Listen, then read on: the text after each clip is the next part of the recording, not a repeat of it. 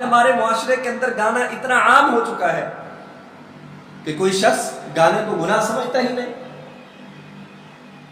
مسجد کے اندر نماز کی حالت میں ہے، گانا چل رہا ہے۔ کوئی ایسی جگہ محفوظ نہیں جہاں یہ گانا نہ ہو۔ اور جناب نبی کریم صلی اللہ علیہ وسلم نے سب سے زیادہ اس گانے کی مذمت فرمائی۔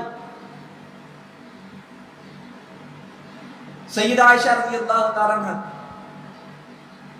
اپنے بھائی کے بچے کی تیمارداری کے لیے ان کے گھر گئی تو وہاں ایک شخص جو ہے گانا بجا رہا تھا، بڑے بڑے بال تھے، خوب جھوم جھوم کر گانا بجا رہا تھا اس بچی کا دل بہلانے کے لیے۔ سیدہ عائشہ رضی اللہ تعالیٰ عنہ وہاں پہنچی، فرمایا اس شیطان کو نکالو، اس شیطان کو یہاں سے نکالو۔ گانا تمام فسادات کی جڑ ہے، تمام گناہوں کی بنیاد گانا ہے۔ اور جناب نبی کریم صلی اللہ علیہ وسلم نے ارشاد فرمایا الغناء ينبت النفاق كما ينبت الماء الزرع، کہ گانا دل کے اندر نفاق اسی طرح پیدا کرتا ہے جس طرح پانی کھیتی کو سیراب کرتا ہے۔ جناب نبی کریم صلی اللہ علیہ وسلم تو مبعوث ہی اس لیے ہوئے کہ گانے کے آلات کو توڑا جائے اور زمانہ جاہلیت کی تمام رسومات کو ختم کیا جائے، اور ہم تمام رسومات کو لیے بیٹھے۔ آج ہماری شادی بیاہ اس سے محفوظ نہیں۔ شادی کی تقریب منعقد ہونے سے پہلے جب مشورہ کیا جاتا ہے، بھائی آپس میں بیٹھ کے یہ مشورہ کرتے ہیں کہ ہم نے تایا جان کو بھی راضی کرنا ہے، ہم نے چچا جان کو بھی راضی کرنا ہے۔ اگر تایا جان ناراض ہوئے، شادی کی تقریب میں شرکت نہ کی تو والد کے چہرے پہ اداسی ہوگی۔ ہم نے ماموں جان کو بھی راضی کرنا ہے، اگر ماموں جان اس تقریب کے اندر شریک نہ ہوئے تو والدہ کے چہرے پہ اداسی ہوگی۔ کوئی ایک بھی بھلا مانس ان میں ایک شخص بھی نہیں ہوتا جو یہ کہے کہ ہم نے اللہ اور اس کے رسول کو بھی راضی کرنا ہے۔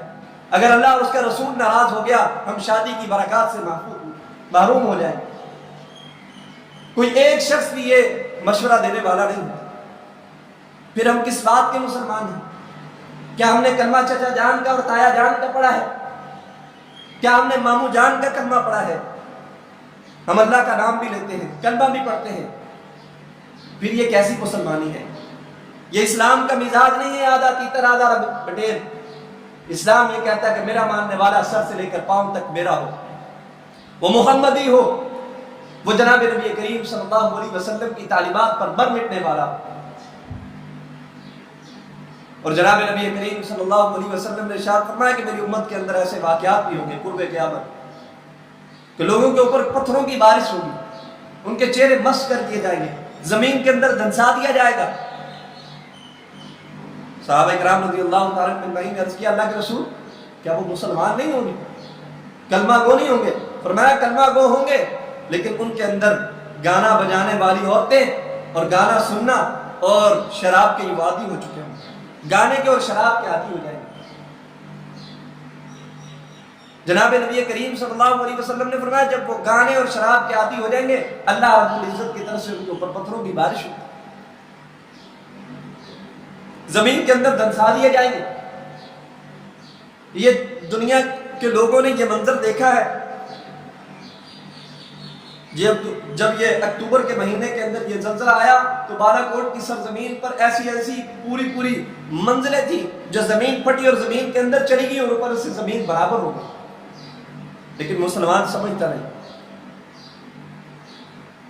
اور اب تو سرکاری سطح پر بھی گانے کو فروغ دیا جا رہا ہے، موسیقی کو فروغ دیا جا رہا ہے، مقابلے کروائے جا رہے ہیں سکولوں کے اندر۔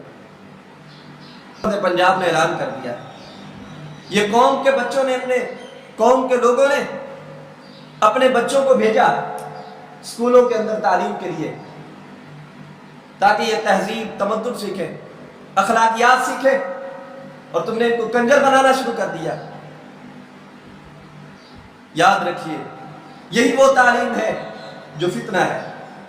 اقبال نے کیا خوب کہا تھا، اللہ سے کرے دور تو تعلیم بھی فتنہ۔ یہ تعلیم میرے رب سے دور کر رہی ہے، تمہارا اسلامی تشخص برباد کر رہی ہے۔ جو تعلیم تمہارا اسلامی تشخص برباد کرے وہ تعلیم نہیں ہے، وہ تعلیم کے نام پر بہت بڑا دھبا ہے۔ اللہ سے کرے دور تو تعلیم بھی فتنہ، اولاد بھی املاک بھی جاگیر بھی فتنہ۔ नाहक के लिए उठे तो शमशीर भी फितना, शमशीर तो क्या है, नारा तकबीर भी फितना। क्या हो गया मेरे मुसलमान को? याद रखिए, जिस स्कूल के अंदर अपने बच्चों की निगरानी कीजिए, वालिदैन होने का हक अदा कीजिए। अगर आपके बच्चों को स्कूल के अंदर मौसीकी की तालीम दी जा रही है तो अपने बच्चों को वो उस स्कूल और उस तालीमी इदारे से अपने बच्चों को वापस बुला लीजिए। इससे बेहतर है कि वो बच्चा कोई वेल्डिंग का काम करे, कोई हुनर सीख ले, कोई मिस्त्रियों का काम करे, मामारों का काम करे। उस आला तालीम से बेहतर है वो मजदूरी करके अपना पेट पाल ले, लेकिन कम अज कम उसका इस्लामी तशख़्ख़ुस बर्बाद कर। आज हमारी नौजवान नस्ल का इस्लामी तशख़्ख़ुस बर्बाद किया जा रहा है। और दस्ता अर्ज करूंगा उन नौजवानों से जो टिकटॉक के ऊपर गाने लगाते हैं। याद रखिए, हमने तो दुनिया के अंदर नहीं रहना, एक ना एक दिन मौत आ जाएगी। और जितने लोग हमारे उस टिकटॉक को देखकर गाना सुनेंगे वो गुनाह के अंदर मुलव्वस होंगे, उसका बराबर जो है अज़ाब हमें कौम में होगा, उसके बराबर के मुस्तहिक होंगे। और इसके साथ साथ जो हमारे नौजवान नस्ल अपनी सिम के ऊपर रिंगटोन, गाने की रिंगटोन लगाते हैं, वो खुद गाना सुन भी नहीं सकते। जो शख्स उनको कॉल करता है वही सुन सकता है, और वो उसका टैक्स भी अदा कर रहे हैं उस रिंगटोन का। कोई अच्छा मैसेज दें मुसलमान के बच्चे को। एक मुसलमान की गोद में तुमने परवरिश पाई है, माँ की गोद में तुम्हें कलमा नसीब हुआ है, लेकिन ये कैसे फासिकों फाजिरों वाले काम है।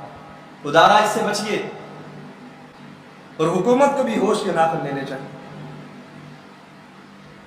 कि हमने कौम के बच्चों को क्या सिखा रहे हैं।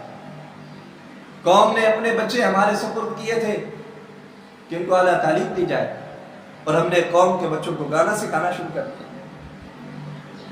खुदारा होश के नाखुन लें। इन हुकूमतों के पास किसानों से गंदम खरीदने के लिए पैसे नहीं है, गरीब को सस्ती बिजली देने के पैसे नहीं है,